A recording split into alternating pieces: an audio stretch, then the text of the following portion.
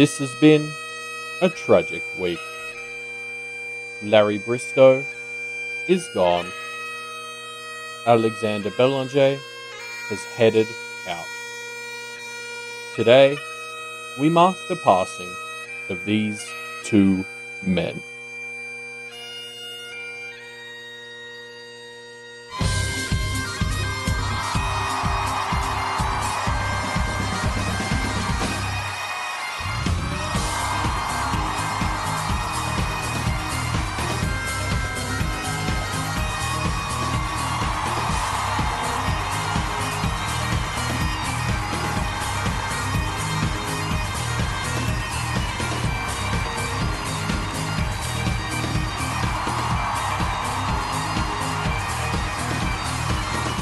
Hello and welcome to Pale Reflections, a proud member of the Doof Network where we reflect on Marbo's most scholastic work as it releases. I'm Ruben Morehouse. And I'm Elliot Diebold. And they're dead, Elliot. The conflict is over. They're both dead. Yes, and our holiday schedule is over. The three big conflicts. The three in big our lives. conflicts are all dead. Thank God for that. But we will talk about the death of Bristow and Alex shortly. To be fair, I don't think Bristow's dead yet. Well, yeah. I mean, I hope for his sake that he is, yeah. But yeah, just a little semantic correction. Yeah, no, of course. And that's always valid when we're discussing this story. Let's get into it, shall we? Yeah. We're talking about Gone Ahead 7.9, 7.x.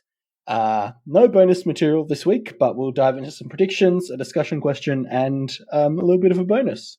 So let's start with 7.9, which is in Avery's perspective. And we have Avery and Jessica kind of regrouping and recuperating before the final conflict kicks off. Yeah. I think something I noticed on my second read of this is that this first part of the chapter has two really fun interactions that are along the same lines, and it made me think that there may be a trend emerging. So, first of all, Jessica reveals that she's turned herself into a kind of Tim Tam genie, but with protein bars, right? Where she has an unlimited... Wait, how many people do you think are going to understand that reference? I mean, specifically people our age growing up in Australia in like the 90s, the early 90s, right? Oh shit, no, they redid the ad. Okay, hold on. I'm Googling the Tim Tam Genie. Yeah, in 2020. Wow. Huh. Well, look, for those who might need it, the Tim Tam Genie is an ad thing for Tim Tams, and he gives you unlimited Tim Tam. Like, he gives you a packet of Tim Tams with unlimited Tim Tams. And the joke the ad is always a joke that one of your three wishes should be that you want unlimited Tim Tams. Yeah. Someone's a genie and they're like, what do you wish for? And then they have an unlimited packet of Tim Tams, which is pretty good. It's solid. It's not wrong either. It's up there with Not Happy Jan in terms of iconic Australian television ads, I think. Okay. Before we get into this pale shit, come on. I was talking to somebody who is 2 years younger than me, and this is so funny. They know the phrase "Not Happy Jan," but they don't know where it comes from. Which, for those of you who aren't Australians, you might not know the phrase "Not Happy Jan," which is a phrase that you say just to kind of express your unhappiness with something, right? Like if something happens that you're not okay with, you say, "Not happy, Jan," like that. It's a classic, and it comes from, as most good Australian phrases do, a television advert for the Yellow Pages, I think, or White Pages or something. Yeah, it was Look it up. Boring it's a like classic. That. Yeah. Anyway, now that all that cool chit chat is over, shall we talk about Pale? So I'm not the one who stopped. Okay, all right. So Jessica reveals she's turned herself into a Tim Tam genie, but for protein bars. And then also Snowdrop is a Tim Tam genie, but for t-shirts, right? And they both kind of use their genie powers to give Avery protein bars and t-shirts, respectively. And it's just interesting to me that two of these people that Avery really cares about and surrounds herself with both have like an infinite supply of something. And I don't know what it means or if it is meant to mean anything, but I just kind of wonder why that connection exists and whether it is implying that maybe Avery will herself become a Tim Tam genie for something useful in the future. Yeah, I mean, I like that last point. Trying to tinfoil it into Avery getting a power. Yeah. What would it be though? I don't know. Leave your answers in the discussion thread. What do you think Avery should become a Tim Tam genie for? Um, I mean, I sort of saw this as just a bit of a metaphor for how like effortless giving support like this is. Like like this is an Avery chapter, and of course we open it where she's literally surrounded by people who are like helping and supporting her. They're able to give her things that literally cost them nothing. Um, like it's such a brilliant sort of metaphor for just the way Mm. Avery or what Avery needs or what she's blind to. Like I don't think there's at any point Avery fully appreciates how this is like exactly what she wants all the time, and now she has it, and instead she just gets kind of flushed because she's living that like wounded soldier trope, but with Jess taking care of her.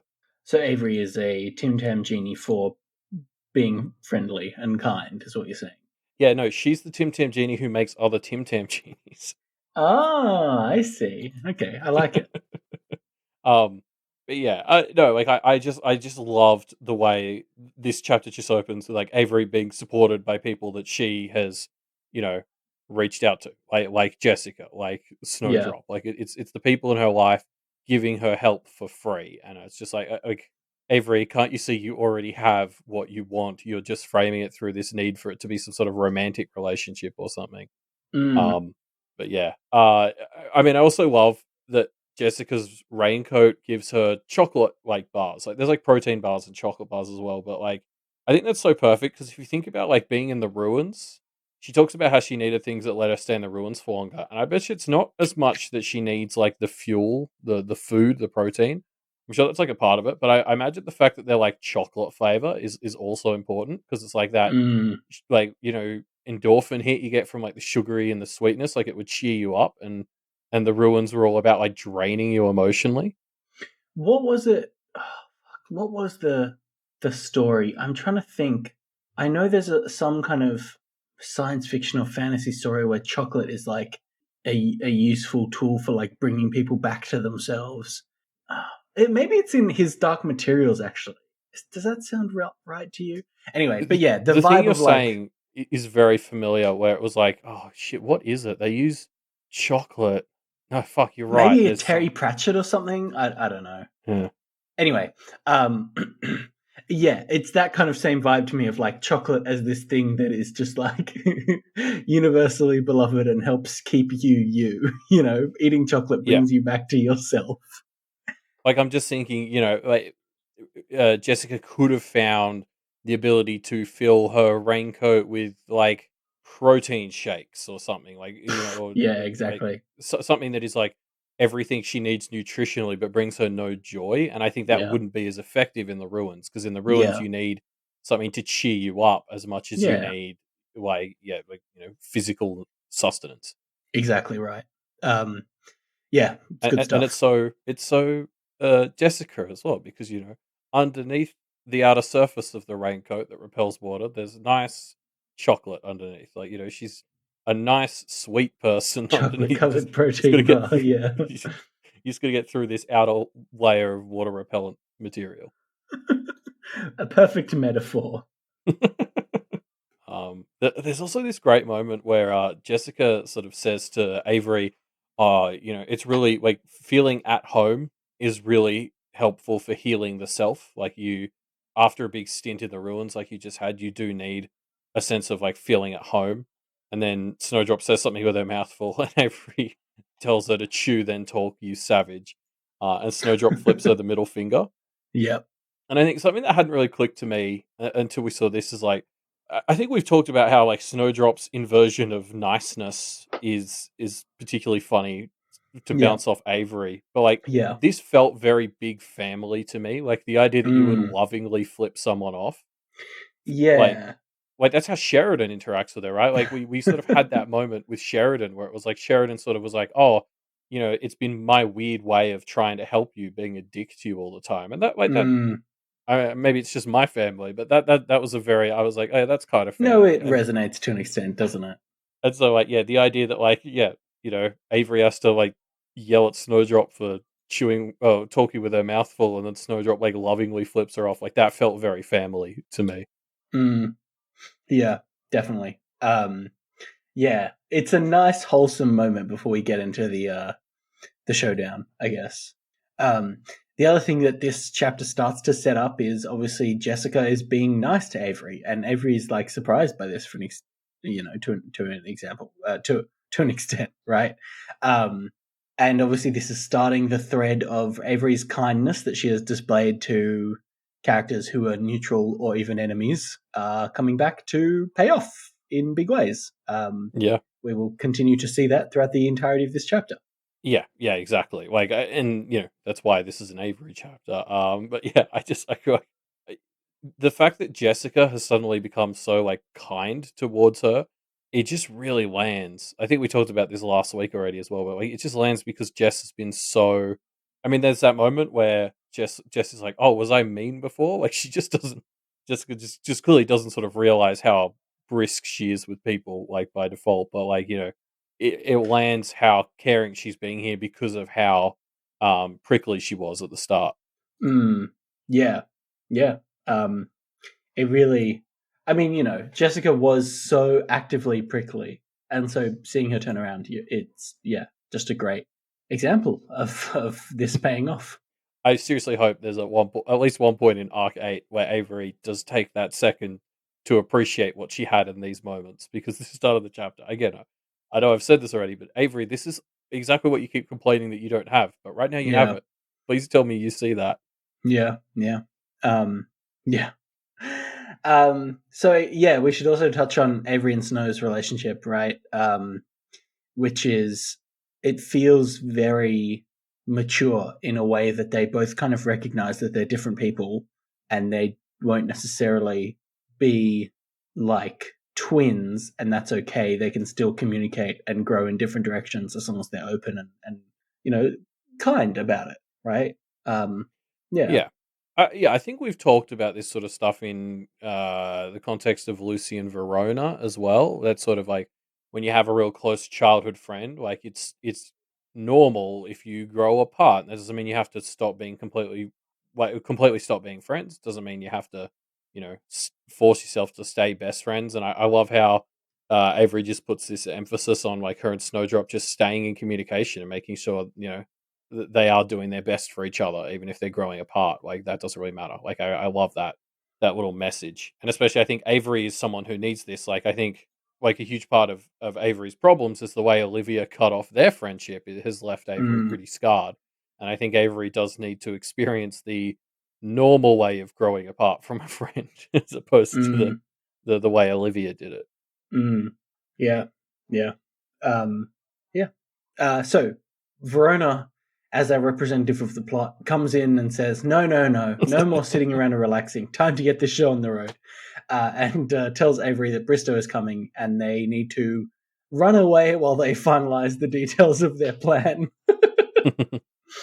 Um, yes, and so we quickly transition from the everyone is supporting Avery section of the chapter to the everyone is shooting down all of Verona's ideas section, Mm, um, which is it's it's a very funny but frustrating part to read because you see Verona's like, I have 4 plans, and we just sort of start going through them. It's like, no, no, no, no, and you can see Verona getting like way frustrated as it keeps going on. yeah. I feel a bit bad for her, but I mean, we've been talking about how they haven't had a plan, and Verona's been making these big, bold statements without having a plan, and so I think it's fair enough that people might get a little bit upset at her for being like, "Yeah, we're going to beat you 3 times, Bristow," and we haven't even really got one properly lined up. Um, the stuff that Verona has got is uh, Bristow's word, his building on campus, his aware, and the students. So these are they need to challenge 3 of these 4 things. Challenging Bristow on his word was done at the end of the last chapter, so that's kind of a Hmm. thumbs up to that, I suppose. His building on campus, his aware, and the students all seem. I mean, his building on campus and his aware both seem the most unassailable, right? Yeah. As soon as she raises those, first it's I think John and then Zed shoot them down respectively. The students is the only one that they have, and so they go ahead with that as the only one they really can do. Yeah, and then obviously we all know where it ends up. But I thought it was funny that the building is the one they don't end up doing because it's like as Verona says later, Bristow's about people, and that's what he can't handle, or that's what he isn't actually taking care of. Mm. So like taking his building would have felt the weakest to me because it's like it's under construction anyway. It's like who cares? Like he'll build another one. Taking the people away from him feels weightier, and I'm glad that that's the direction they managed to go in.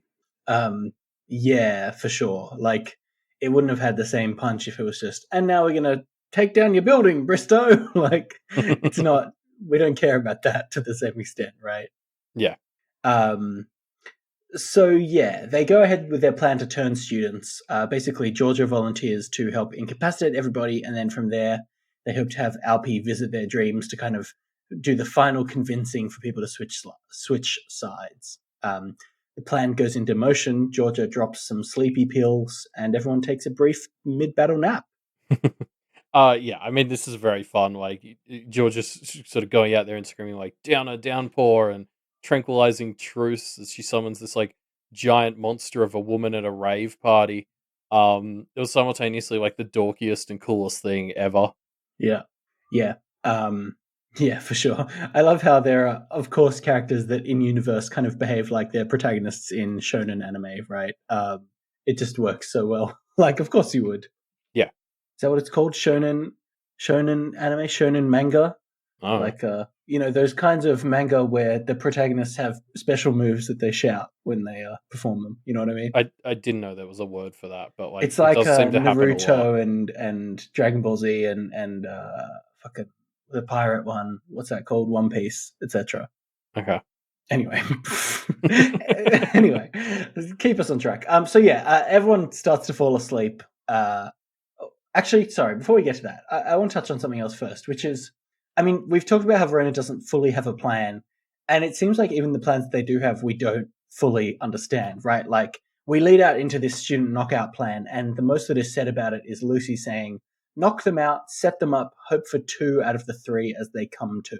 Which is, I guess, explaining what they're doing, kind of, but never really mentions Alpi, doesn't mention a few of the key integral pieces to this plan. And we can put it together, but I think it's fun that because they're being spied on a lot, they're being very defensive of the details of their plan. And so even we as the audience don't necessarily get all the pieces we need to see what's going to happen before it happens. It's just like text and metatext again playing together well in the story. Yeah, because I mean, it is more fun for us if we're sort of, you know, seeing the plan as it unfolds. So any excuse a story like this can have for keeping it from us is very fun. Yeah. I do though here get the sense that there wasn't a super concrete plan beyond. Yeah, like okay, we've identified those students, and the plan is we put everyone to sleep, and then Alpi goes off, and we try to help her find them, and we hope that we can. Like it isn't like a super concrete plan. It is just kind of a, well, we got a vague idea. Let's go try and do it. Mm, yeah. Yeah. Um, so the vague idea is knocking out all the students, trying to convince some of them to switch sides by the time they wake up with Alpi's dream magic, right? Um, Hmm. But of course, the side effect of this is everyone gets knocked out and has some dreams, including Avery, who goes to sleep and has a horrible nightmare. That's because guess who's back? Yes, it's horrifying, right? And I think the thing that is the most horrifying uh, to me about it is we don't know how true it is, right? Like, so her nightmare is the wolf basically talking to her about how I am right here and I am waiting Yeah. to come for you, you know. Um, and it could just be Avery's fear manifesting in a traditional nightmare, and it could be Avery's dream actually connecting to the path and potentially giving the wolf an avenue to escape. Like, could be either. And it is scary how real it could be. I hope we never find out. I get the impression that what the wolf is trying to say here is that it's both. Mm, Like I sort of took this whole speech the wolf gives as evidence for my theory that like the realms or the paths in particular are like manifestations of sort of of collective subconscious. And so it's like Avery dreaming of the wolf and thinking about the wolf, dwelling on it, carrying her with her, like. that makes it the wolf. Like that's sort Mm, of what this world mm, is like what mm, people put effort and faith and thought into sort of becomes real. So Avery being scarred by the wolf, carrying it with her as she's like a vegetarian now and stuff, like is actually giving the wolf power and making it a bit real. So it's like, mm. i- is it just a dream Avery's having, or is it the wolf? Like, I think the answer is like yes, it's both. Like her Yeah. carrying the wolf and dreaming about it makes it a little bit the wolf and powers the wolf a little bit. And I think like the paths are just these spaces like finders get perks for basically going and helping empower these spaces by visiting them and bringing those stories back. Mm. But yeah, but that then leads to the question: is like, should we be scared then about like the fact that the wolf has left such a mark on Avery and is still so connected to her? I mean, yes, we should be worried about that, right? Like that link being exploitable is a terrifying fear. Hmm. Yeah, yeah. I mean, we're kind of setting up for the end game of this story, right? Like, I don't know. I'm nervous to see what old foes will return to be I finally tied up. You know, wonder if they could convince the wolf to be an ally. the Carmine Wolf, perhaps. A- Avery's ultimate outreach challenge is getting the Yeah, wolf on turn the side. wolf nice. Yeah. um.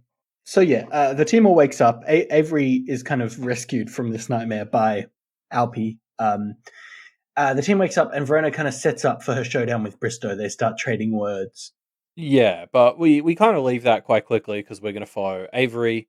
And I was actually surprisingly fine with that. Like usually you'd hate missing the actual confrontation against the big bad, but like we see a bit of the end of it later with Verona and Bristow, and it's just it's frustrating to read because it's all just like grabbing for coup and claim over these bullshit semantics. Like it's just like Mm. no, you said a weak thing, and then Bristol will be like, "No, your words are shallow," or something. I said, "Oh my god, I hate this." Like, um, so I love that we like sort of leave Verona and Bristow to that because I know it's central and important, but like it's it's actually swinging the people that is the important part, and that's the part that we get to focus on. Yeah, yeah, definitely. Yeah, I agree with you. Good moment here. The t-shirt moment. So Avery has been not understanding this t-shirt, and that's been a beat throughout the first half of this chapter. And then Gashwad sees her and sniggers. And she says, "What? The shirt?" Gashwad raised his voice before laughing, which is just a great moment, right? Like it's just perfect. Um, I want to pull out a comment from Knowledge Nomad, which is a very apt name, who has given an explanation about what this shirt might be referencing. So to remind you all, it's a shirt with a possum on it, and she's kind of covering her nose, her nostrils, kind of salaciously while winking. And the shirt I think says my eyes are over here or something like that. Is that right? um, yeah, something like that. It's just ashamed of its nose was really the big takeaway I took. But in a flirtatious way, right? Is Yeah, what I yeah, thought yeah. about. And so the explanation for the shirt is from Knowledge Nomad. I think it's a joke about a misconception about how possums breed. From livescience.com, males have forked penises. It was once thought that the reason for this physical feature was that they bred with the female's nose. It was thought that once the babies were born, the mother would sneeze the babies into her pouch. This isn't true, blah, blah, blah. And so that's why she's kind of like covering her nose uh, flirtatiously of like which is just I mean it's so great that it's such a specific reference to a misconception about possum possum breeding mating habits that of course the goblins would understand. I just love that in real life someone saw that the males had forked penises and decided, "Yep, they must do it through the nose."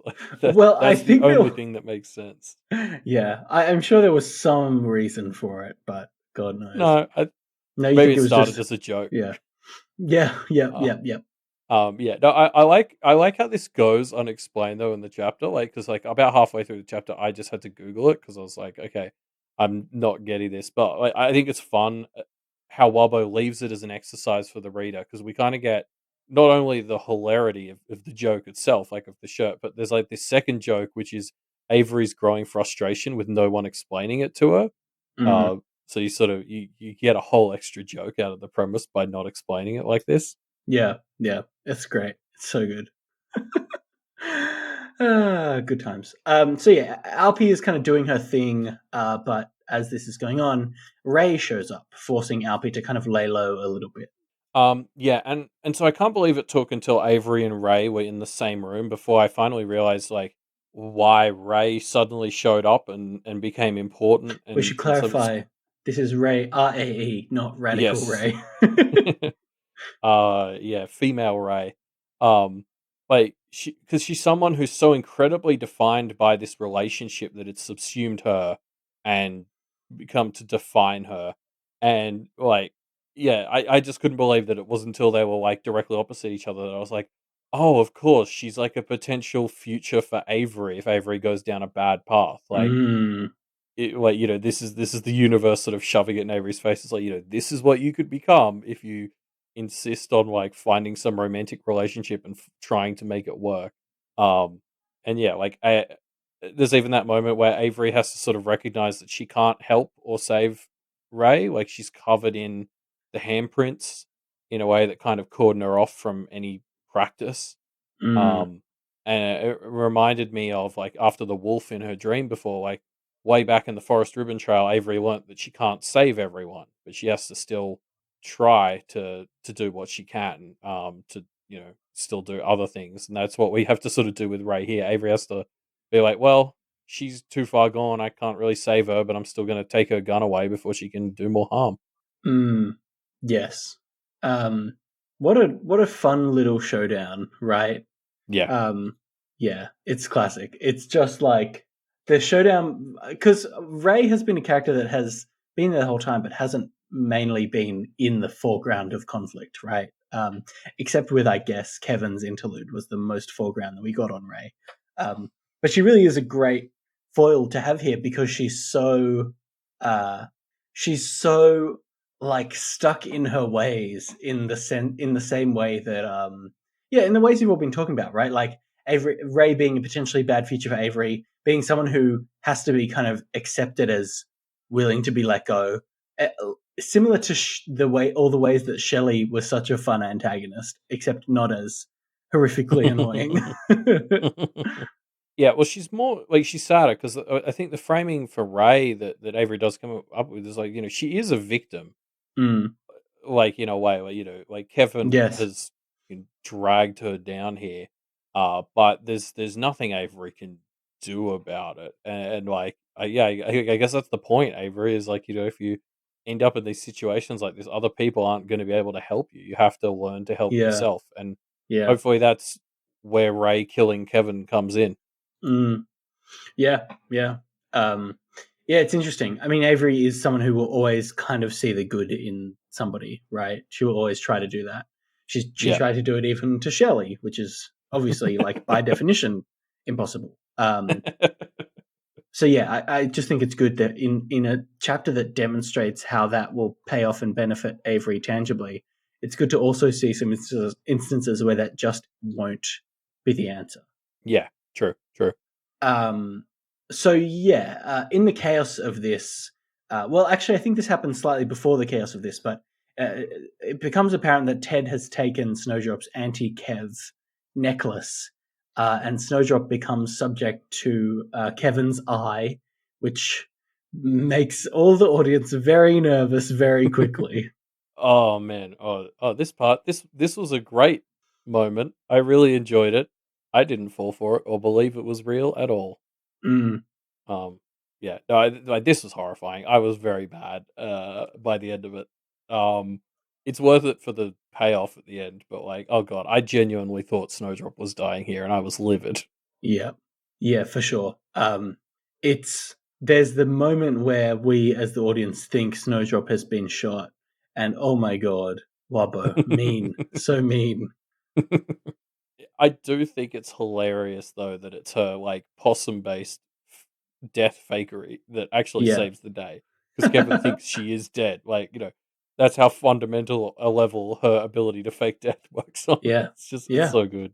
Such a powerful move that it even works on Kevin. Yeah, it's good, isn't it? Um, Using the distraction that has been caused by Snowdrop being dropped, Avery is able to get the gun free of Ray and get away onto a roof. And then from the roof, Avery can kind of see the scraps and battles that are happening around the school. I thought this was Yeah. really funny. Avery is talking about how slippery Ray is, and then kind of not commenting on the fact that she's able to quickly grab the gun and then just kind of scamper away up a roof in what is undeniably a very slippery act. Yeah, well, I mean, not giving herself enough credit is Avery 101. Yeah. But yeah, it's a good point. She does really well here using like connection manipulating and stuff to grab this gun. Yeah, she does do well. Yeah. So Avery then is on the roof and she's kind of seeing what's going on, and basically ends up playing a bit of spoiler here, right? She harasses the Musses so that Alpi has the opportunity to do her, conversions before then heading to interrupt Chase. But unfortunately, she's not fast enough to get to Chase and is caught by Drown, one of the familiars. With Avery trapped with the battle kind of grinding to a halt here as the Kenneteers get caught, everyone starts to wake up and the BHI conflict begins to resolve. I fucking love this scene of the resolution so much because like the text takes time to sort of draw out the battle lines. Like you've got Alex and students aligned with him on one side. You've got Bristow and students and people aligned with him on one side. And then you have Fernanda kind of standing in the middle, and then the Kenneteers drop on the other side of the middle. And like, what I love about this is obviously how you would lay it out in a visual adaptation. But this universe is so fucking cool because it's like it matters in universe. Like this is just as important to the characters as it is to us. Like this is usually something we have to process like subconsciously, or if you're trying to be like a critic or something, you would notice the film director did it. But like I love how it's like in universe it matters when people like walk across the side in a very tangible way. And so just like the way this scene gets to very explicitly lay out where everyone's standing, and that has tangible importance as well as working kind of dramatically. It's just so fun. Yeah. It's good, isn't it? It's a very visual scene that, of course, would be how it would play out in this universe, because it's reasonably likely to just play out like that anyway. But of course, it is able to. This universe can kind of take things like that and make them explicitly literal, which is great. Yeah. So yeah, it all starts to unfold. All that the Kenneteers have really done, it seems, is to lift the veil from people's eyes, but that's enough to have them all questioning how bullshit everything is.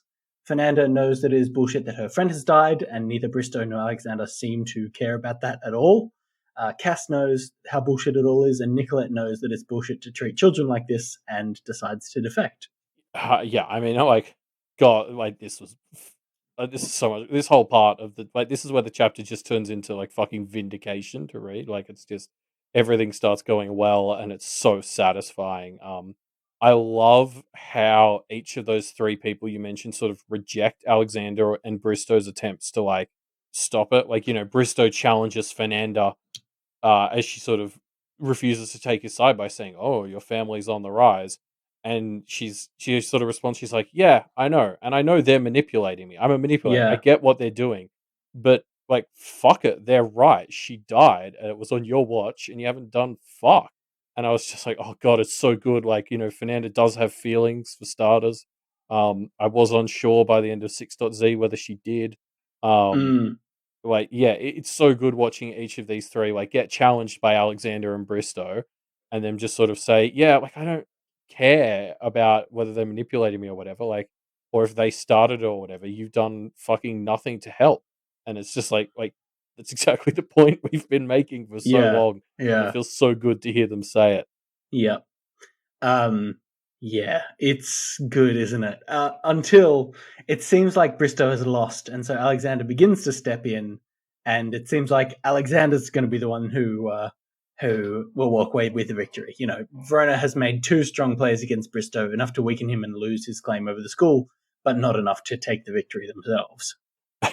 Yeah, this is the one part of this chapter where it's like the second Bristow is on the back foot, Alexander starts piping up, and it was like, blood boiling for me. I was like, no, you shut the fuck up. Like, um, don't you dare take this. And I'm so glad. I think it's Lucy who's like, no, you don't get to take this. And I was like, oh, thank God for Lucy. Yeah, thank God for that. Yeah, man. Um, yeah. So Alex is positioning himself to take the victory, but then Avery kind of makes the next play. She literally charges at Alex, and he's like, "What?" And then she steps neck behind him to get to Clem and takes Clem's hands and asks for help. And Clem acts in their favor. She steps up, she asks them to be heard, and she begins to do what she came here to do for Alexander, but for the Kenneteers, I guess, gives them Yeah, the the credit credit. for it, which Yeah. is so good. Oh, yeah. I mean, it's amazing. Like again, this whole segment, it's just all of the Kenneteers like good work, and like good work as in like good, um, Yes, capital like G, come good. yeah, like coming to fruition. Uh, Yeah. and this last one is just the most fantastic because Alexander and Bristow have fucking been cooing and claiming all over Clem, like doing all they can to like own her. But at the end of the day, she's a person, and she sides with the people who treated her like one. And she has that great moment where she's like, "They're fucking kids. Like, why is everyone being like this?" And it Mm, was just like it's just music to your ears. Just like God, so many moments in the back half of this chapter where people just finally start acting like good, caring people, and it's just so satisfying. mm. Yeah. Yeah. Isn't it great? It's so good. It all just ties together. The Kenneteers being, as you said, capital G, good.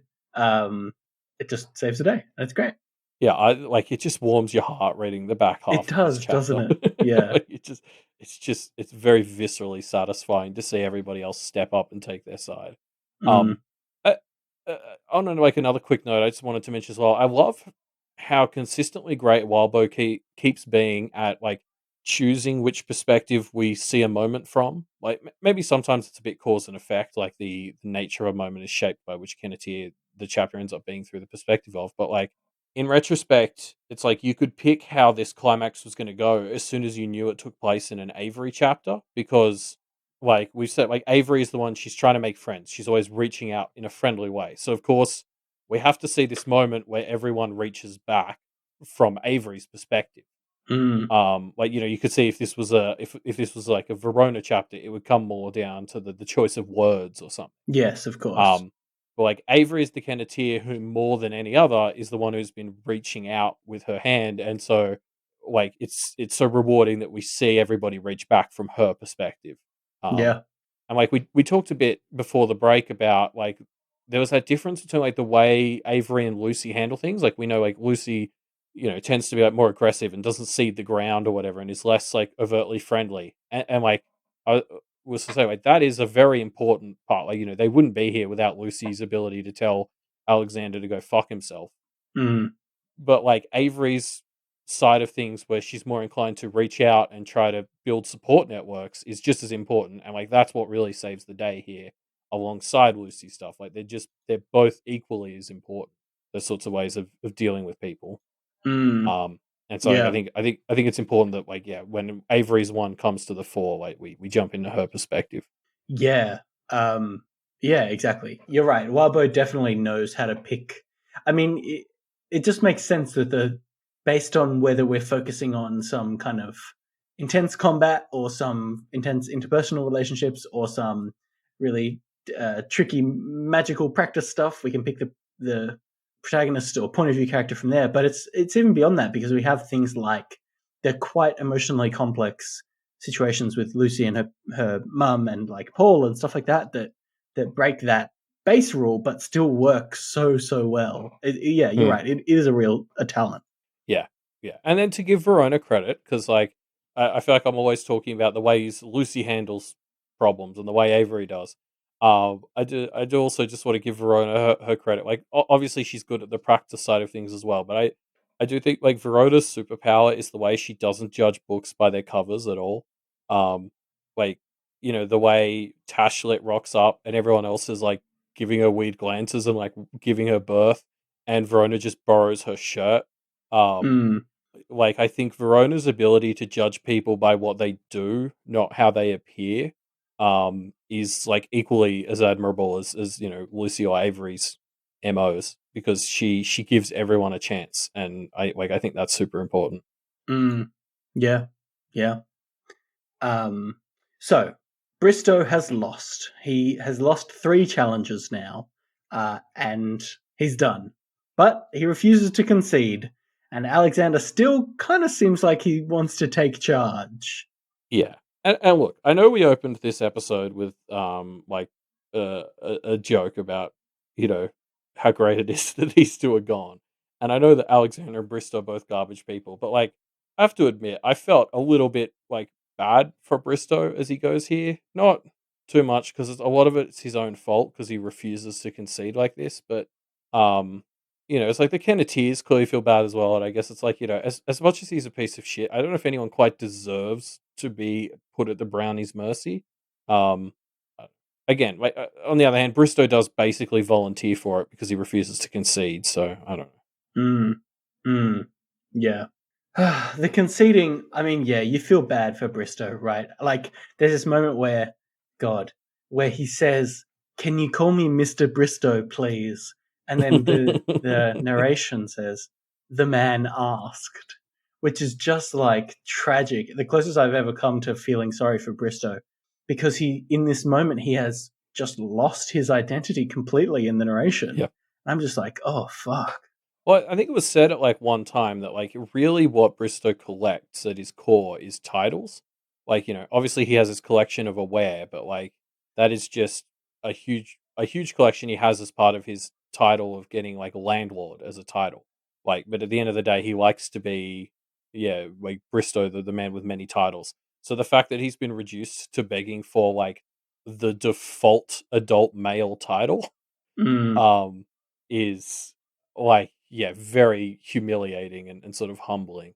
Um, and I guess, yeah, like this results in him taking the only power he can over them, which is making them all feel bad for sending him to the Brownies, which is like a strategy, I suppose. Mm. uh, yeah. Yeah. Yeah. um, so yeah, Alex is ready to step in still as headmaster. He's kind of like, thanks guys, now I'll take it from here. But of Yeah. course, no, the Kenneteers, Nicolette, and some of the others object.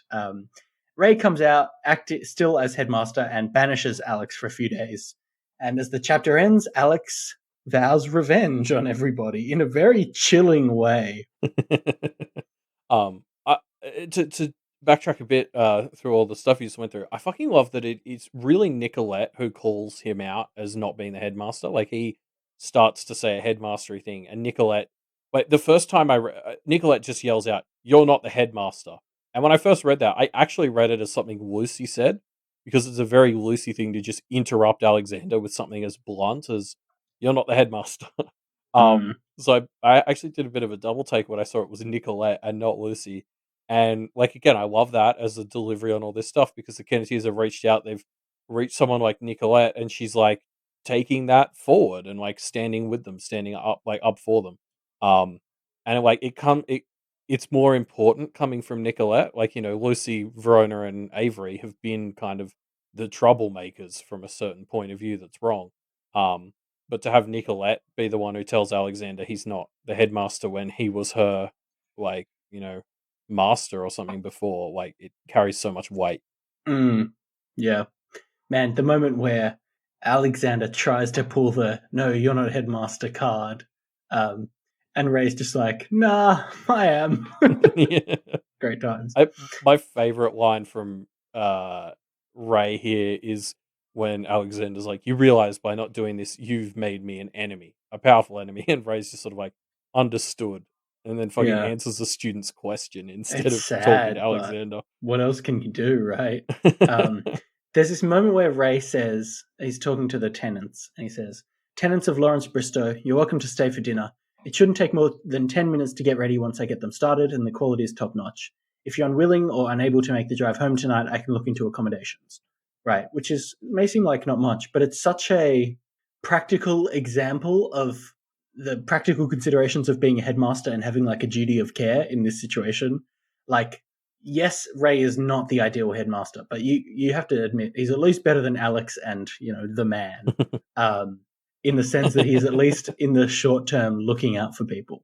Yeah, like I still maintain I don't think Ray is a good choice for a like Yes, proper headmaster, but he's yes, absolutely fantastic as an interim one. And not just because he's here. Like, the fact that he is one of the co-founders and is present are obviously all massive points in his favor. But I actually just think like as a person as well, he is someone who will like try and not like rock the boat. Like he has none of those aspirations for power or anything. He's going to step up to keep things orderly because he doesn't like disorder, and just try like keep the boat afloat until somebody else can take the reins who's better suited for it. Like he's in mm, every way, shape, and form a fantastic choice for an interim headmaster. mm, yeah, um, yeah. I mean, I agree with you. We'll probably talk about the discussion question this week. We will talk about more of this Yeah. stuff.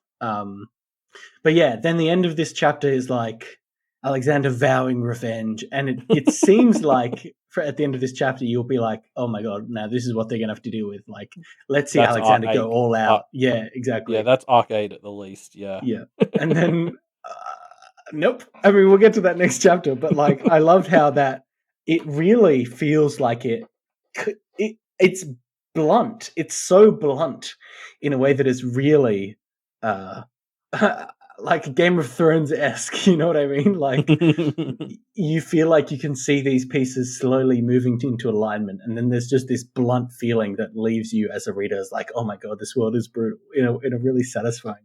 Yeah, yeah. I suppose we'll get to it as Alexander gets off towards the end of this next chapter. But yeah, I like that comparison to A Song of Ice and Fire in that way that you feel like things are going in one direction, and then when the rug gets pulled out from under you, you actually sort of look at it and you're like, "Oh, this was obviously sort of where it was going all along." Yes, yes. It's not like a cheap twist where it's like No, it doesn't feel right. It's like it's just the story cleverly makes you look the other way. yeah, sorry, I should clarify. When I said Game of Thrones, I'm referring to kind of early Game of Thrones, not Yeah, yeah. the horrible cheap twists and lame plots that Game of Thrones Yeah, comes exactly. into. Much more like a season 3 one, not a season 8 one. Yeah. Yeah. Shall we touch on uh, 7.x? Let's get into it, shall we? Yeah. We're in Alexander's head. But we open it first with what seems like a Ray interlude. We're watching Ray hang out with his friends, and we obviously begin to recognize them fairly quickly. Yes. Yeah, at the start I was like, is this a Ray or a Durachet interlude? And I couldn't decide which one of them it was, and it turns out the answer was neither. Yeah, yeah. Um but yeah, I got like so excited for this because that framing of the chapter opens with like before as the title, which sort of tells you, oh, okay, so later in the chapter we're going to do the present.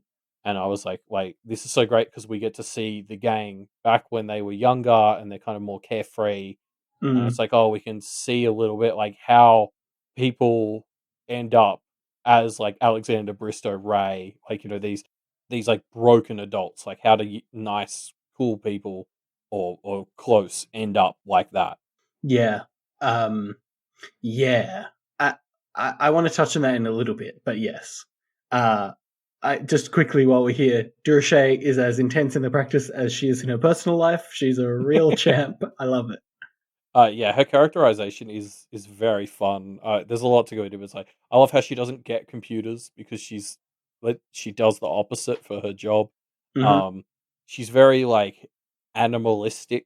Uh, yeah, it all just feels very natural and like it's a very different Durashay, but at the same time you can still see how it's the younger version of the same person we've met. Mm. Um, just in general, I think actually this segment does a really good job of like characterizing everyone as like younger versions of their selves. And there's lots of really fine details put into doing stuff like that, like the clothing. Like I think the stuff where it's like Bristow changed all his clothes except he kept the bloody blazer on as a bit of a trophy. Um, Durashay cleaned her skin, but like didn't clean her clothes at all, probably because she doesn't really think about clothes much. Yeah. Because they're a very like human sort of civilized idea. It's lots of like Alexander makes lots of notes about people's demeanor and stuff like it. This is like a group of people who we kind of all have to get introduced to, and the chapter does a really good job at imprinting them all in our heads. Mm. Yeah, for sure. Um, Here's a weird part from this section. We get the first names of these characters who we didn't know the first names for. And it Mm. reminds me of what happened during our holiday schedule where we finally find out Verona's dad's name. We're getting to see, I mean, it is like we're seeing a more human side of this character that we've only seen from in one kind of situation. So we see Larry Bristow here, and Larry fits him so well in a way that is kind of indescribable. And again, Marie Durocher fits again a way that is a little bit indescribable, but it just kind of clicks so nicely. Yeah, well, like again, it's that feeling like this is the younger Durocher, so she has a first name, whereas like the terrifying woman she's grown into at this point in the story, Mm, she's not a person anymore. Well, like she is, but you know what I mean. Like she's not an approachable person, so she doesn't have a first name now anymore. She's just Durocher. mm, Yeah, it's closer to a title. Whereas yeah, like I love Larry as like it.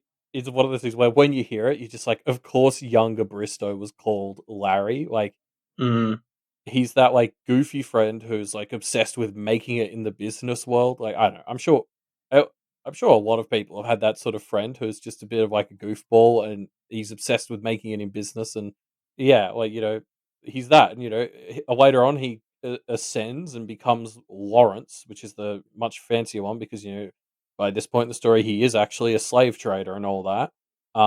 But when he's just the sort of little goofball they don't quite take seriously, he's just Larry. Um, mm. it's another great way this chapter captures like the change in personality these people have gone through over the last like 30 years. Yeah, yeah, it's perfect. Um, I want to touch on one other thing, which is like Masa uh, keeps talking about how he's looking to invest in a startup. And it's like it just feels so weird. Like presumably this ends up being a seed that pays off with the Blue Heron Institute coming into fruition. Yeah. But it feels so strange that he's just like, "Hey, do you have any startup ideas? Startup ideas? Anybody? I want to fund a startup. Yeah. Startup ideas? Anybody?" Like what?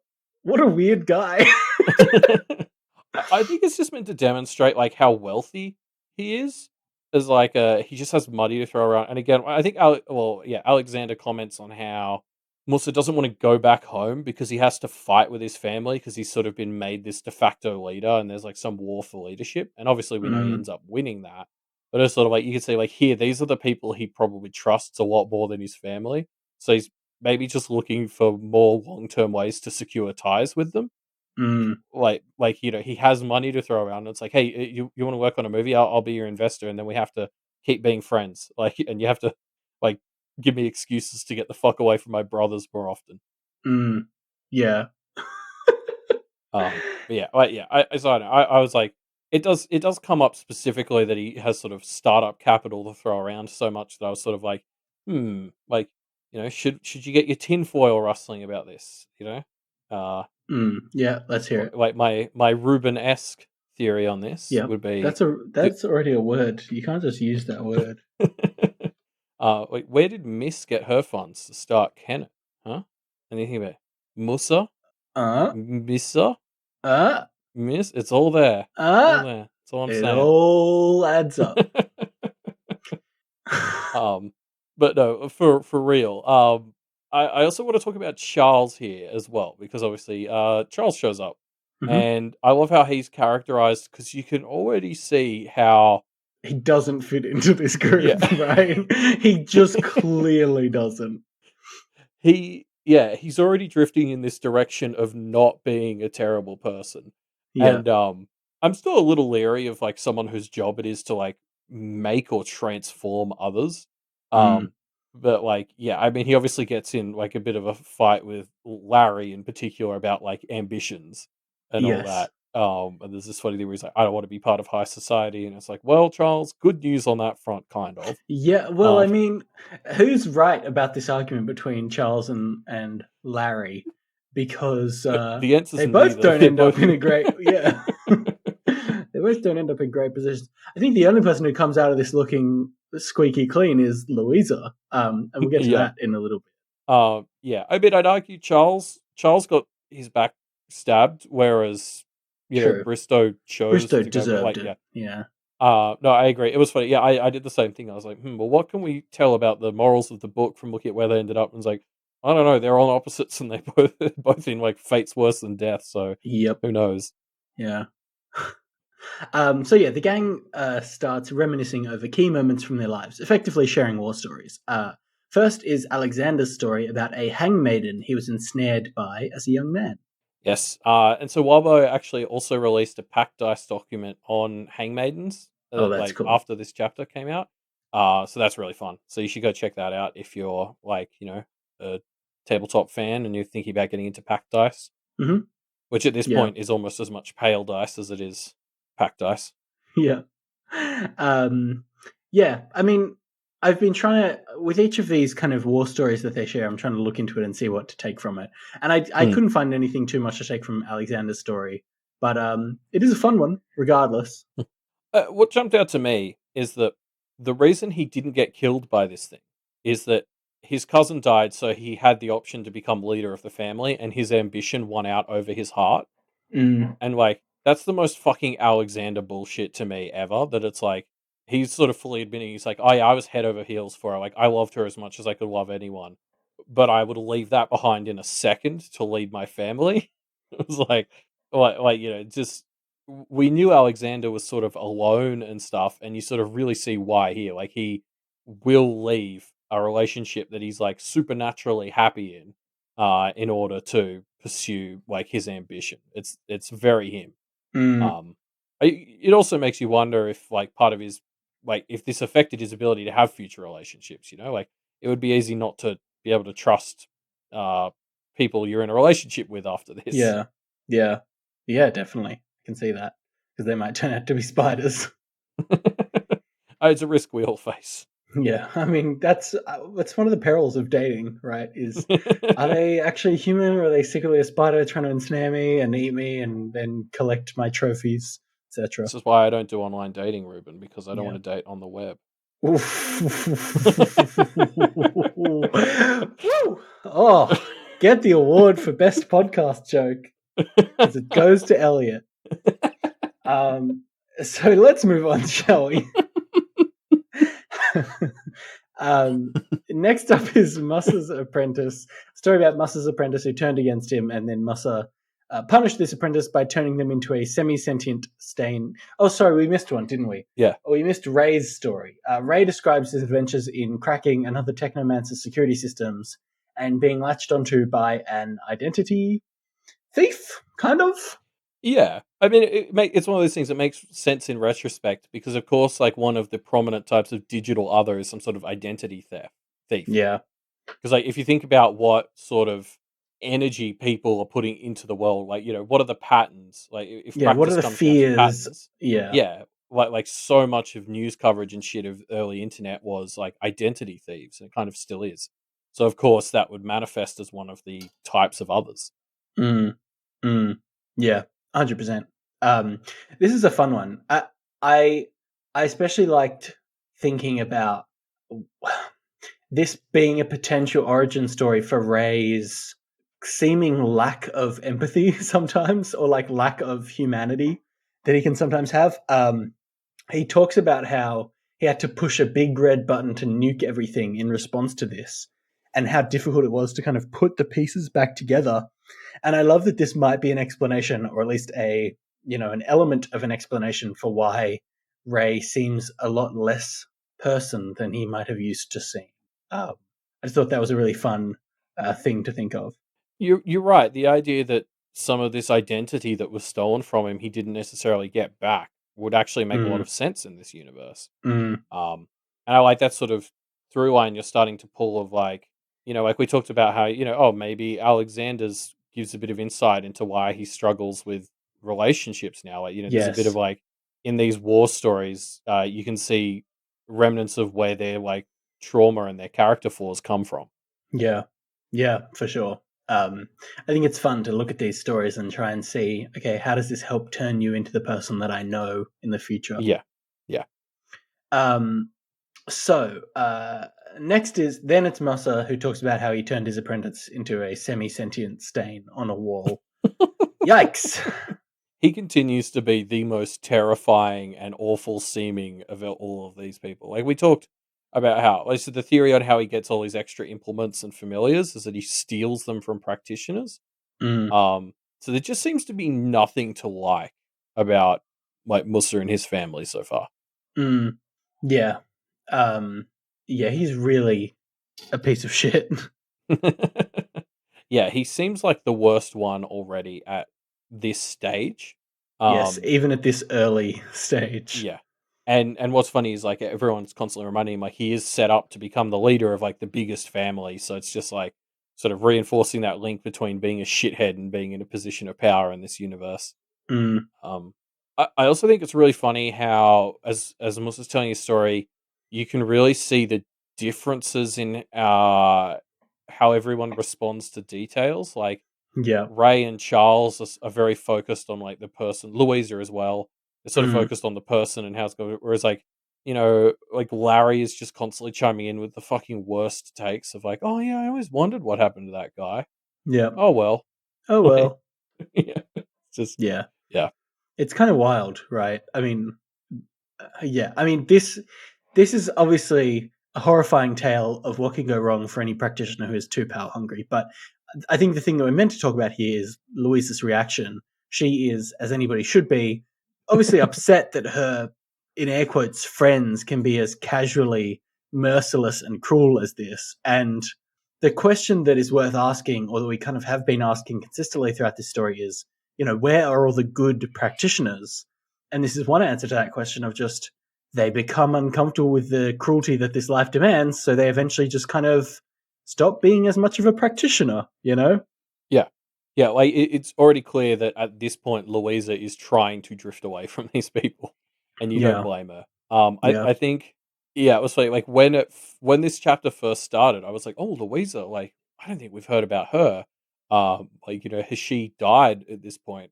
And it was like every time she opened her mouth, it was like, "Oh, no, okay, I see why she's no longer around. It's because yeah. she's a good person, and she didn't wanna Because have to she deal with all doesn't this want to bullshit." exactly.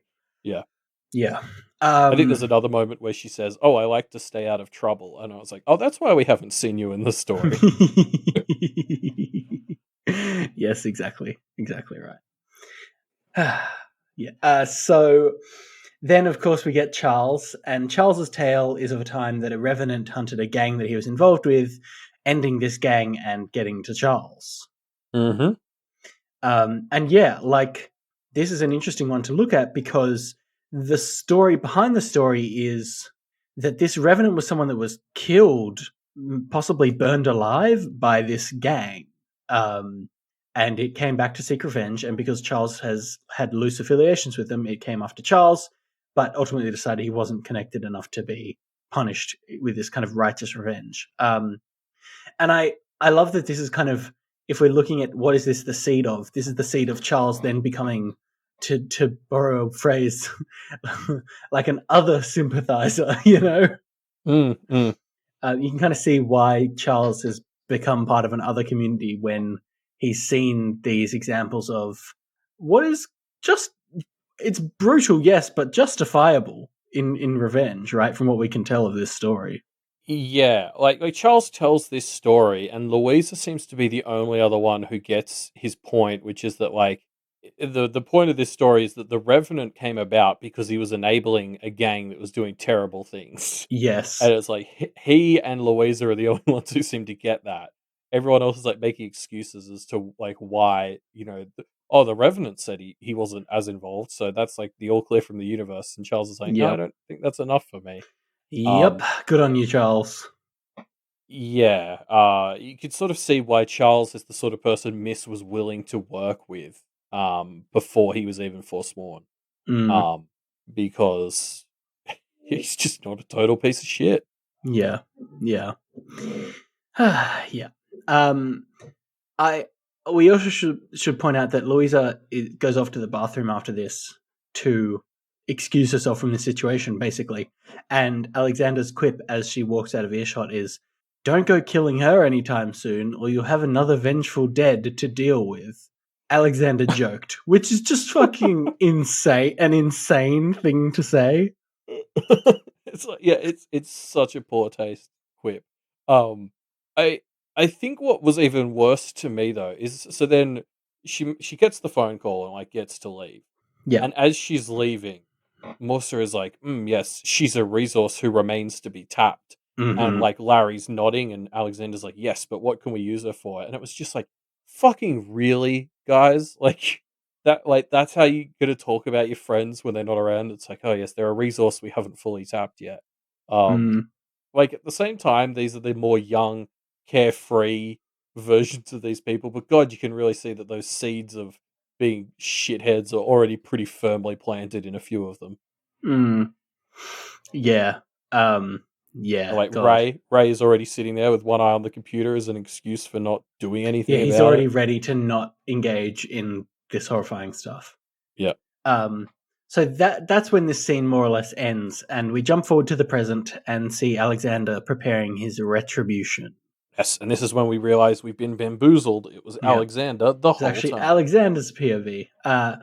So Because yeah, sorry, I do want to talk about the sleight of hand that the story does, because I think you end up assuming it's a Ray POV mm, because so much of the attention and focus is on every little thing Ray is doing, and of course then we come out here and it's like, oh no, it's because it was an Alexander POV, but he was watching Ray like a hawk. yeah, possibly even being inside Ray's kind of point of view to an extent. I actually don't think so. On my second read, I was looking out for that. I think it is like from Alexander's perspective as he smokes his cigarette back in time. Mm, mm, It's just he spends the entire time this like in the present focusing on everything Ray's doing in such a way that it almost leads us to think this is Ray's perspective. mm. Fair enough. Yeah, you're right. Yeah, I think that. Yeah, yeah, fair enough. I don't know. Could be either, but sure. I'm happy to go with you looked into it specifically. I was just kind of armchair theorizing, I guess. I do really like the cigarette trick. So basically, Alex has smokes in very important meetings and often saves cigarettes from these times so that he can use them as a kind of aid to relive those meetings. Yeah, Such a cool way to practice augury. it really is. Like the story continues to wow me with ideas like this that just make total sense, but I never would have thought of. Yeah. I especially love how. Do you remember when we did the like seeing eye comic of Alexander's, like in the start of the Yes. arc? And the thing he did in that one is he like took on Bristow's sight, Yes. and we sort of commented on like how that is something that should be like a tool of empathy, like you literally giving yourself the ability to see through someone else's eyes, Hmm. and instead he used it to take him down. And I couldn't help but see a bit of that here as well. Like here he's got a tool that literally allows him to go back and revisit when they were friends and when they were on the same side. And he Mm. uses that to fuck Ray over and Durashay, who doesn't Yeah. deserve it anywhere near as much. Not that Ray actually does, but there's just this a bit of a trend I've noticed in all of Alexander's big powers where it feels like this should be a tool for empathy, but he keeps using them as weapons. Yeah. Yeah. I mean, I guess it goes back to the old adage about like science or any tool really being a not necessarily good or evil, but a neutral tool that is just employed by whoever employs it, right? Yeah, You yeah. could see if Alexander was a different person, he could be a real hero, a real empathetic hero, but he's not. No. Exactly. Exactly.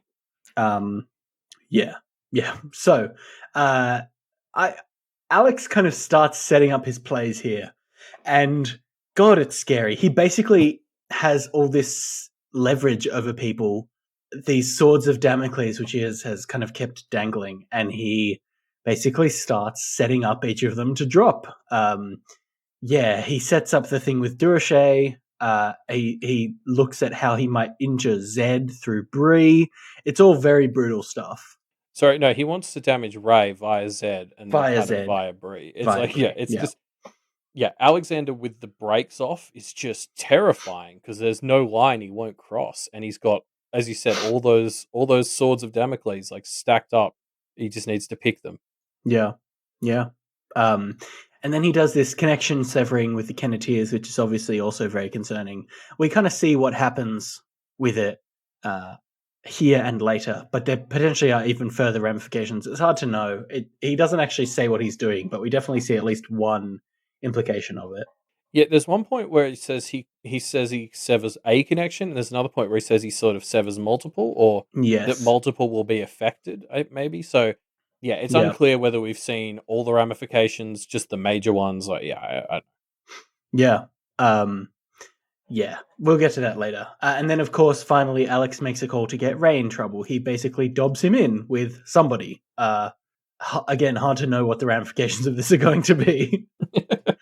I kind of got the impression none. Like I think a lot of what he's doing in this chapter, apart from the thing he does to Lucy, is like Mm, throwing balls in the air, and he kind of would need to catch them again to set it off, yeah, and he's not going to be around to do that. yeah, Um, so like, this is the sort of thing that was meant to inconvenience Ray, as like the first step to really like unnerve him later yes. on, and that like so it wasn't meant to be the final blow. Um, Similarly, the whole thing with Durashay's elephant friend, uh, it doesn't sound like it's going to go anywhere now that Alexander's Well, dead. yeah, Alexander was going to use it as leverage over Ted, and that gets interrupted shortly. Yeah, so I get the impression that we kind of see the end of all of it here. Like Mm, that monster doesn't sound like it's going to get released because he doesn't actually send the go ahead. I don't think. yes. The Lucy thing kind of goes off in this chapter, so there might be more there. But the way everything else feels like it's not going to go anywhere, I'm kind of tempted to think that's the end of that as well. Mm, So these are all Alexander's last things, and they're maybe not going to go anywhere now that he's out of the picture. mm, yeah. Um, Yeah, we'll have to see. I don't know. I feel like the connection cutting with the Kenneteers is the one that we probably will see a bit more of. I suspect we might see a bit of the Ray phone call one, but yeah, hard to know. Yeah, I guess we'll see. I could see it going either way. Um, so Ted shows up. Ted rocks up, finds his way to Alexander, and they begin to have a conversation. Alexander reveals this horrifying snare that he has set for Ted. Um, this is Yep. pure evil, right? Like, there's no way to describe what he's threatening Ted with that isn't just purely evil. It's like, it's the equivalent of like threatening to blow up an orphanage if the superhero doesn't, acquiesce to your demands. It's like mustache twirlingly evil. Yeah, God, like this eventually boils down to these options where he's like, okay, Ted, you either kill yourself, or I release a primeval, or you awaken and swear undying fealty to me. Yeah, And there's it's no just like, good fuck, option there, man. is there? Like, um, this is yeah, as you said, it like just pure evil, and it very dramatic though. Like I was on the edge of my seat. I was like, oh my God, what's Ted gonna do? Mm. Yeah, it's horrifying. It's horrifying. Alexander tells Ted these options and is about to win, seemingly. Like there's almost no way Ted would get out of it, except a sort of divine intervention, as it were, as Alexander suddenly, shockingly dies. Yeah. So I mean, again, even after all this terrible stuff Alexander tries to do here, it's like I feel like this like present part of the chapter almost exists to tell you, hey, we need to get rid of Alexander. There's no way he can be around and not be a problem. And Mm, yet, like, I still feel a bit bad when he dies, and I feel like the story wants me to because, like, it very explicitly puts Lucy in that position as well. Um, mm, so it's just it's like it feels like this moment where it's like this was necessary, like John said, but like, God, we still don't have to feel good about it. Like, as much as I hate Alexander, it's like you still don't want to feel good about killing someone like this. mm. Yeah. You don't. I don't know. I mean, after what he's threatening Ted with, I can't feel sorry for him. Yeah, exactly. It's yeah, it's not that I feel sorry for him, it's that I feel bad that we had to kill someone. Like it's just the act of killing that just feels like you know, lame. Mm, But I yeah. don't feel bad that Alexander is gone. Yeah, definitely. Um, so yeah, I love this moment where Alex is thinking about how he's going to take Ted down and thinks the man wasn't at his best. Having just lost Bristow, faced with what might be his worst fear, he was prepared to throw it all away, and that kind of preparation could give a man an edge. It's so good. Alex is describing how he's going to get the one up on Ted, while simultaneously describing to us as the audience why Alex himself is distracted and able to be taken out. It's so perfect. It's beautiful, like double speak. Yeah. I mean, I especially love it because on top of this, like so much of the conversation between Alex and Ted is framed around Alex is constantly talking all this stuff about how like, Ted, your abilities come from your like power to look to the past and draw an experience. I look to the future, and that makes me different because I can do, like X, Y, Z. And the hilarious thing about that is like they're so busy looking at the past and the future, neither of them was looking at the present as John just fucking snuck up behind him and got a headshot. Um, it's so good. Yeah, it is great. Um, yeah, it's really good. So Alex has died, and we switch perspectives to Alexander's last remaining bits of sentience as he watches over this scene. John is here. He has shot and killed Alexander, and tells Ted that he is free. Ted goes off, and then Lucy finds this scene, John standing over Alexander's now headless body. I think the implication is that Lucy was here when Alex got shot, even, but I'm not 100% on that. Um, but yeah, Interesting. Yeah. I just really, really, really love how this section is labeled after. Mm. Because like at first I was like, what does after mean? And then I was like, oh, it's after Alexander's death, but we're switching to John's POV. That's weird. And it's like right at the end, I was able to sort of put together, oh no, this is Alexander's POV. Wait, it's like the same bamboozle we had halfway through the chapter. Is like I've been bamboozled again. The whole chapter is Alex's point of view, and we see this last bit from the remnants of Alexander's soul Mm. as they fade out. It's fantastic. Yeah, God, what a format, what a format for a chapter, right? Mm, mm. I just love how I got done by the same bamboozle twice in the one chapter. It's Mm. just always Alexander. That's the lesson from this chapter. It's always Alexander. Mm. Yeah. It's always Alexander. So yeah, I wonder whether we're going to see Ted again. Like, we get this scene at the end where John sets Ted free and tells him to run off into the woods.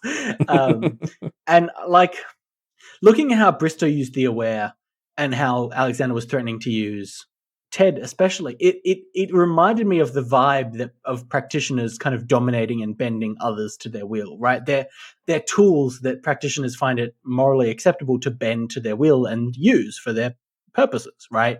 And so I Mm. wonder whether Ted or any of the other aware are going to like unify with Team Kennett in the same way that the others are fighting for their kind of independence. It's a similar situation for some of these aware. I wonder. I don't know. Yeah, well, yeah, it's interesting. Like now that you've brought that up, I could see an alliance between like a bunch of the people at Sergeant Hall and Kennett. Like, because you're right, there are similarities between the Aware are just like another oppressed group in a way. Like they're Yeah. people that practitioners use rather than help. Yeah. Um, I mean, like I think like I would love for there to be a spin-off or a story set in that building, like like post Bristow. It'd be so fun to Yeah. have like The I short want to stories see of the aware. yeah, like because as like Clem and stuff go back and try to like keep it together, because I think Alexander says they're going to continue to live there. The idea that like without Bristow holding them together, they need to try and do it themselves, and there'd be so Yeah. many hilarious shenanigans as all these people bounce off each other. Yeah. Um, so I'm kind of hoping there's some alliance between that building and Kennett, because then we'll get to see more of them and how they're going. Mm. Um, yeah, I mean, I definitely think John seems to relate to Ted in a lot of ways. Like as fellow soldiers, sort of used by other people. I don't know if we'll see Ted again in this story, but I hope he's able to find somewhere safe. Yeah, me too. Me too. I don't know. It feels like actually this is something. It doesn't feel like Ted or Kevin ever got their time in the limelight. Time in the spotlight. Kevin, maybe when we had his interlude, that's us saying goodbye to him. But for Ted, I still feel like there's something else there. Oh, I don't know if I agree because he's like, I think his whole thing, like, he has this really interesting line in this one where he says, "Freedom's scarier than anything he's had before." And Mm. that sort of gives. I think that's that final piece of the puzzles. You can see why he just started working for Bristow the second he got Yeah. out of his thing, because he's not, he's gone through thousands or tens of thousands of years of life. Like, he's Yeah, not used he to having. needs structure. He needs something to give Yeah, him a purpose, right? yeah. Well, he was chasing this other thing for so long that when he finally got out of it, like he had no idea what he wanted to do. So he tagged along with Bristow, and now he's. Yeah. Yeah, he's terrified. And, like, I mean, I'm sure there's like a journey for him. I just don't know how much it intersects with this story anymore, because I feel like we've sort of explored maybe what we needed to for Pale with Yeah. him, but I could be wrong. I Yeah, often am you're with these right. sorts of things. It would be a good poetic ending for Ted to be finally have no overt purpose to achieve and be able to just have his walk off into the sunset moment. Yeah, exactly. Yeah. So Lucy's here. And we get this horrifying moment where Lucy finds John having murdered Alex, and we know that their relationship is permanently affected. I mean, magically as well. We get this line, the air filled momentarily with the smell of acid and ink, which is mirroring what happened when Alexander cut connections on the Kenneteers, and Mm. seemingly this is kind of the same thing, if not the eventual manifestation of that action, right? Yeah, I think we're meant to infer from that line that this is like Alexander's doing, like, Yes, because this is what he's. Alexander did. He got Lucy to come here at this time so that it would sever their connections, even though he didn't know what it was going to be. Right, obviously. No, I think that's what's funny about it is, like, he used this tool to sever the connection and presumably leaves it to the spirits to decide how that manifests. And the spirits are like, "Well, there's some guy's about to get shot in the head by John. That seems like a good one." And they brought Lucy a front row ticket. Mm, yeah. Good work, Alexander. But yeah, like, I don't know. What do you think are the further ramifications we're going to see here? I mean, Lucy talks about how she was considering making John her other, and that's obviously canned now, seemingly. Do we think there are more connections that are going to be cut or altered here? Do we think this is it? I don't know. My gut tells me that that's it, but I'm not super confident on that or anything. Mm, But my gut just seems to be like that is what he did. He cut the connection between Lucy and John, and it sort of manifested as her seeing this and deciding she doesn't want him as her familiar anymore. And yeah, I mean, I don't know. I think that'll be it, but I think that'll have sort of lead on ramifications. Like, Lucy has leaned on John a lot, and also kind of vice versa. Um, so yeah, it could have follow on effects now that those two aren't as close. But I mean, I was mostly just like, poor Lucy. Like, she tries so hard to help here. Like, John's just telling her to like go away and drown it out, and she's like, "No, yeah, like, I need to help. It's for Kenneth." It's just like, oh yeah. god, you're so like, she's such a brave, caring person, and to her own detriment. Yeah, definitely. It hurts seeing this as the ending of the Lucy and John interactions in this chapter, right? We kind of knew, oh, sorry, in this Yeah. arc, we kind of knew that something like this was coming, and it sucks. Yeah, I think the John and Lucy familiar train was like, had a lot of people, like, it was a very, very busy train. So it's a real shame to see Yeah, it a very just crowded get. train. Yeah, Yeah. see it get derailed. Yeah, for sure. And we get this scene with Musette, which is heart wrenching. Oof. She sees Lucy distraught and decides to be a source of support to her. And it's like, man, Musette, you're great. And it's a perfect wrap up of the introduction of Musette and her interactions with John and Lucy. Like, oh, Musette, you are great. Yeah, I'm using that fucking rules. I love the way she like appears and she's like, "Do you need help?" And John starts answering. She's like, "I'm not talking to you." Yeah, Um, and she goes and just helps Lucy, and like, it's just so beautiful. And then yeah, she does go. I love how this sort of chapter ends with, like, Musette finishes her talk with Lucy, sits with her for a bit, and then she gets up and she cracks her jaw and sets to work eating Alexander. yep, Um, and then, like, we get the final line, like, the last practices that gave any awareness of the scene to the body ceased to function, and all went dark.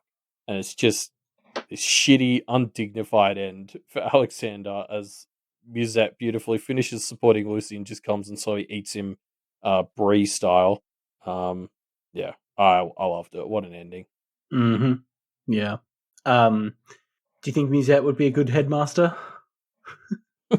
Musette for the headmaster? What do we think? I don't know about for the headmaster, but for somebody who can work in the sick bay, sure. Okay. All right. All right. All right.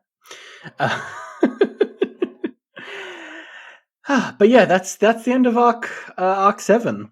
Yeah, I'm excited to get into Arc 8. I mean, I assume there aren't going to be any more Arc 7 chapters. No, I don't think there will be. We got a This spring feel break. No bonus material. I think it feels like we're moving on to the next phase of the story. Yeah, I imagine there'll be a bit of a Blue Heron cleanup segment, but maybe the story will time skip that. I guess we'll see. Yeah, we'll have to see. So yeah, that's the end of the chapters for this week. Before we wrap up, though, of course, we've got other things to get to. Let's first get to some pale predictions. Yeah, so Of what have you course, brought for us? I have brought a prediction from community member I'm measly impressed. Touching on when Alexander lights up a cigarette in this interlude, failing to notice the chime, or noticing the chime for Ted, but failing to notice John, I'm measly impressed brings out a brilliant theory that cigarette was not in fact a regular cigarette, but was in fact Sig. Sig the cigarette came to sabotage Alexander's power, weakening his defenses and leading to his death, and no one will ever know how pivotal of a role Sig played, but it saved Kenneth. And I know this is a ridiculous theory, but I just love it so much because Sig has to play a role at some point. So why not here? Sig being the secret kingmaker of this region of Canada is a fucking hilarious thing that I'm here for. Yeah, no, I agree. The idea that Alexander was using cigarettes here did kind of jump out to me with Sig in the back of my head because I agree. I'm the same. I'm waiting for Sig the cigarette to have his moment in the spotlight, and I was wondering if it was going to be here. I don't know that it is, but I guess we'll see. Yeah, I think it is, but yeah, we will see. And what prediction did you pull out? So I've pulled out a comment from Girogumo, Mhm. who said that they've basically said someone who said they weren't directly involved in killing the Carmine Beast just told the Hungry Choir to do it, which is Mm. like an interesting sort of loophole to some of the questions the Kenneteers were asking that I don't think we've fully addressed. Mm. Um, but the reason just sort of brings this up is like talking about this is why Lawrence Bristow was a huge part of this story because he is our sort of proof that someone can truthfully say they had no hand in something, even though they were like knowingly and willingly the director of it. Like Bristow's constantly doing Mm. this stuff where he like puts his aware in a room and sort of is like, hey, wouldn't it be interesting if you did this? But I'm not Yeah. technically telling you to. Yeah. And like how Karma is okay with that, and so just sort of says, Bristow is our evidence that somebody can just like put their tools, even if they're sentient, in a room like that and tell them to do it with everything but explicit instructions, and Karma will give them a pass. And so that's Mm. presumably what whoever is controlling the Hungry Choir did. Mm. Interesting. I mean, I guess we or someone in the comments, if they want to, needs to go back through every interview and figure out if the wording will support this on any of these. Yeah. Yeah, yeah, interesting. I can see it. I can see that being the purpose that we hit that beat so hard with Bristow. Yeah, exactly. Like I really like this thought of tying something like what Bristow represents into back to our Carmine Beast thing, which is like technically the A plot of this story. Yeah, yeah, interesting. I like that. Should we touch on our discussion question from the last few weeks? I guess Month. with our holiday schedule. Yeah. Yeah. This one ran for quite a while, which meant we got a bunch of good answers. So, yeah, I guess let's start diving into what people thought about Bristow's new network, whether it's a good idea, and what changes they'd want to make. Yeah. Let's pull out. I'm going to pull out. Again, I'm pulling out a response from I'm easily impressed. Great work. They talked about. I mean, they touched on the idea a bit. The thing that they raised about Bristow's network that I thought was very interesting was why haven't we heard more about this type of thing before? Why haven't? Because surely other practitioners have tried it. Why hasn't it worked? That's what Bristow's network needs. It needs a bit of historic awareness. And I love that. I love the idea that with a bit more thought, this might be a really great idea, or it might not. We need to just kind of examine it a bit more first. We definitely don't want to be forced into agreeing with it at the 11th hour of a conflict at gunpoint, right? So Yeah. yeah, I just thought that was a great point to raise. Research can help you learn from the lessons of the past. Yeah, I mean, this is like a really good point. It's well, this isn't an incredibly innovative idea, so it's like, why hasn't it happened already? Like this is like when someone comes to you with an app idea, and it's just like, okay, but this is pretty basic, so why isn't it already a thing? Like, has it been impossible to do till now? Like, is Bristow uniquely suited to start it, or do these things just inevitably fail? Um, Landis 963 kind of gave a similar-ish answer, where they sort of focused on they don't think something like this could work with a single authoritarian leader. They Mm, sort of brought out like this is what the last few hundred years of like statecraft have all been about. Like, don't have dictators is mm, bad. Um, they then pivoted a little bit and said, "Hey, maybe you could do it with an other. Like if you had, someone like Nina, but they just like building prosperous yeah, towns, like get like a Sim City other, yeah. and just like yeah, like there's potential for an other to maybe be a good authoritarian leader. Mm, But in general, you can't trust a human with it. yeah, yeah. I like this. I'm gonna pull out one from Dancing Anatolia, which I really liked. Uh, the main point Dancing Anatolia talks about is the idea of needing federation, like needing small levels of government, which I think Bristow was okay with, but was still in charge, which is problematic. But Dancing Anatolia also talks about how actually great the obligation for disaster relief is, knowing how self-serving practitioners are. And it made me think of something in a different Wildbow work, and I know it's a cardinal sin on this podcast to compare Wildbow works, but I want to touch on this in Worm a little bit, right? Worm spoilers for, I guess, up to like Arc 8.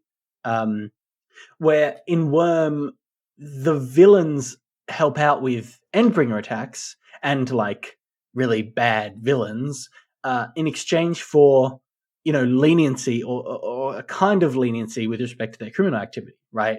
And I think Mm, this is a great system that, while allowing people to be self-serving in a number of ways, still, at least implicitly, if not explicitly, requires you to come together when situations really demand. And I think that's what the practitioner world needs, right? It needs a more formalized way for that to happen. Because sure, that happens informally in things like the Blue Heron Institute conflict, right? Nicolette and Zed mm. and the Kentiers and some others all came together to step into it. But it was pulling teeth, right? You really need a Yeah. more formalized way for things like that to happen. Yeah, I Yeah. think we touched on something a little bit similar when we first talked about this, like back when we pitched this discussion question, which was the idea is like I fully agree. This whole idea of the obligation to work on the disaster relief um makes sense. And I think like the argument I ended up falling on when we talked about it was just that should just be your job if you awake as a practitioner at all. Like, Yeah. if you're going to take that ability to get more power or whatever, it should come with that responsibility by default. Like, it's weird to Yeah. me that it's not built into the title. You should have to have some sort of responsibility over the innocence that you at some level draw power from, right? Yeah, yeah. Like Yeah. it reminds me of sorry, like so Megafire 7 wrote like a really detailed answer for this, and they talked about three major problems that they had with this idea, and the last one is sort of the segue I want to take, which is they talked about like who decides, like. So the one issue with the disaster relief thing is in Bristow's thing, it was sort of pitched, oh, a panel of experts will decide when one of these things is a disaster, Yeah. or the other thing as well is like you had to pay dues, which was like contributing things like books or labor. And it Yeah. was like, oh, it doesn't count if the book is, redundant or if the labor like isn't good enough. And Megafire was like, could we get real specific information on like who is deciding this stuff? Because it's like, Yeah. if like Bristow unilaterally decides it, can he put his grudges in? Like, like you always got to be aware of the human factor. Like even if it's like a council, do their prejudices against certain people or practices mean that, some people will find it harder to contribute than others? Yeah. Yeah. Yeah. Um, Megafire also talked a lot about like to bounce off the idea like practitioner hierarchies, like the idea that some families are more powerful than others, and this system does nothing to mitigate that at all. Like the idea that, Mm. one of the things that was said is like, oh, you need to provide 3 weeks labor, or you can have an apprentice do it. And it's sort of like, okay, so that gives people who already have apprentices a massive leg up Yeah. because they're not dedicating a huge chunk of their time each year to like doing stuff for other people. They still get all this time. So it's like the prices are easier to pay for the already wealthier families in a way that just kind of is going to end up exacerbating the divides that already exist. Yeah, it's already propagating these like privileged systems that are kind of the problem to begin with, right? Yeah, exactly. Yeah. Yeah. Do you have any other responses that you want to pull out that you really liked? I liked it. Bisexual Punch Party did bring up one as well where they obviously their focus was on how much they liked the idea of sharing resources and knowledge. Like they Mm. hated the shitty leadership structure, which we have talked about. Um, but they're like, the part that really stands out is the idea of sharing knowledge and resources, and it was just like, isn't that Ray's Athenian arrangement thing that he's trying to get off the ground? Like, Mm. seems like that's what we need to be backing is basically creating networks that are very much just free for all, like libraries, basically, as Mm. a start. Mm. Yeah. Yeah. I mean, like, the first and most obvious problem with this is Bristow shouldn't be in charge of it. And that's always going to be the case. Yeah, I think Hey It's the Guy brought that up in their answer, right? They're like, the fact that there's no way to replace leaders or a Yes. suggestion of a succession plan It means it is a just huge can't. problem. Yeah, exactly. Exactly right. Yeah. Um, Thanks everyone for leaving your answers to the discussion question. We have a new discussion question. Yes, so our new discussion question is, what qualities do you think the new Blue Heron headmaster should have? Do you have a candidate in mind for the position? Yes. Um, so the order of those sort of two questions is important because I think I'm less interested in getting 100 responses of Toad Swallow for headmaster because I know that's Hmm. coming. Yeah. But I want to know like what you think makes someone a good fit. Yeah. Now, if you can actually justify why Toadswallow should be headmaster, please do post because I want to read that comment. I also am interested to hear if anyone thinks that the current headmaster system is not right for BHI. What else could it be? Yeah, yeah, exactly. Like, yeah, is a headmaster the wrong thing? Yeah. And that's the end of our episode. Is it, Elliot? It is not. Uh, because we finally had a bit of extra time this time, I've managed to put together a monster corner. Hey. It's the return of a long forgotten segment that we used to do more often that I always thought were fun. All right. Well, let's play Um, that classic intro. Teach me something about monsters. Go. it's been so long since I heard that. Yeah, so I wanted to do a quick monster corner on hangmaidens, Alexander's old buddies. Um, so interestingly, I think they seem to be like leaning on the side of the more original categories of monsters Mm. in the other verse. Like you get things like vampires have been mentioned, and it's like okay, like even if Wildbow's putting his own twists on things like vampires or fairy and goblins, like there's a lot of foundational lore that he's at least like pulled some origins from, right? Even Mm. with his own stuff on top. Um, Hangmaidens seem a bit more original. Like I couldn't find any traditional monsters that were sort of like hangmaidens. The document that he released, like the Hangmaidens Pack Dice doc, gave a few other names they go by. Like they go by Nos, which is sort of Latin for we/us, which I think works for their whole shtick of making people fall in love with them and the fact that there's like three sides to them. But yeah, like there are other names as well, like hunter spiders and trap weavers, both of which also didn't seem to just map to existing monsters, which I was very Mm. disappointed in. Mm. Um, Made my job harder. Um, I did find another web serial that had a spider monster in it called a trap weaver. Mm. Um, but I think that that's probably just a coincidence because like trap weaver it's a name that makes sense for a spider monster.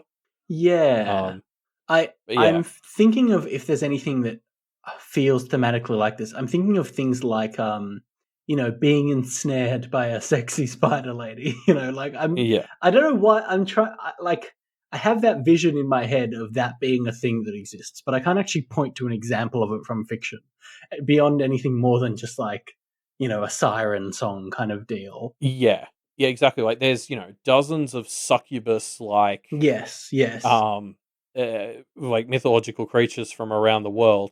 And I had the same thing. I was like, oh, the idea of a spider that lures you in like this I guess it is feels just like something I've seen before. it's just kind of an extension of like a Black Widow spider kind of vibe, Yeah. right? Yeah, but like yeah, I couldn't find much. So the closest thing I ended up finding was one of the yokai, which those of you who listen to Deep Impact will remember our old friends the yokai from many a Mm-hmm. Monster Corner. Mm-hmm. So there's one called the Girogumo, um, that basically so it has two forms, like a giant spider form and a beautiful woman's form. And yeah, like sort of they lived in waterfalls, and there's a bunch of stories like they find a traveling man coming near the waterfall, and they'd make him fall in love with them, and then like sort of slowly drain the life from them, and they like go back to town, but there'd be like a very thin spider web linking them back to the waterfall that would like pull them back, that sort of thing.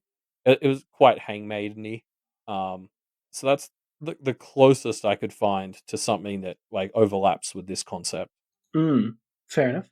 Interesting. But yeah, I just as an aside, I really like so Walbo, especially in this doc, really leans into the idea of how these uh the hangmaidens are like integrated to the three with like imagery of the three fates. Like Mm. they've got the three forms. Obviously, there's sort of a link being drawn between spiders, silk, and like the thread of fate.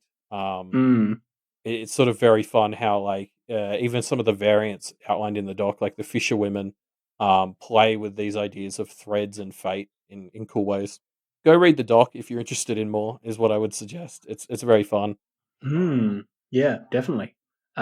Probably have it linked in the show notes down below.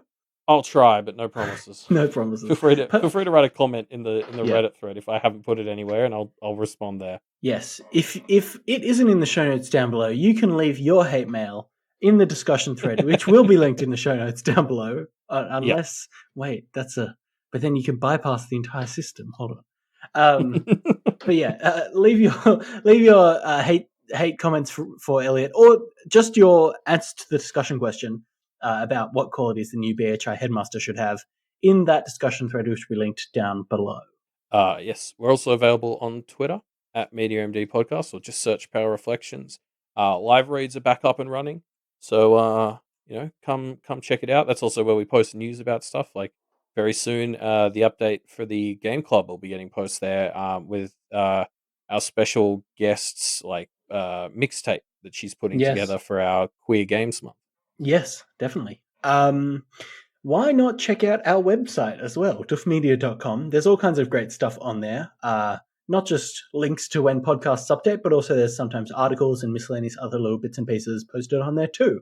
But there's also a whole bunch of awesome podcasts that you can find. Mm-hmm. So the aforementioned Game Club just took place about a day ago when this is coming out. Yep. That was on Barbara Is You, and as I sort of mentioned, so we're heading towards a very special Queer Games Month. Yes. So we've got our guest Elliot coming on, and she's putting together a mixtape as well as helping us play through Celeste. So we can talk about that at the end of the month. Yeah. Yes, that will be very fun. If you want to level up your engagement with the game club, as it were, the best way to do that is by becoming a patron, because then you get access to the Duff Media Discord, which allows you to do all kinds of cool things, engage with the community while the game club's going on. A lot of us do streams on the Discord and stuff like that, so you can check out our streams as we go, or stream it on Twitch sometimes as well. But best way to be in the know is by getting on the Discord. Yes, and while you're on Patreon, don't forget to stop by patreon.com/wildbow.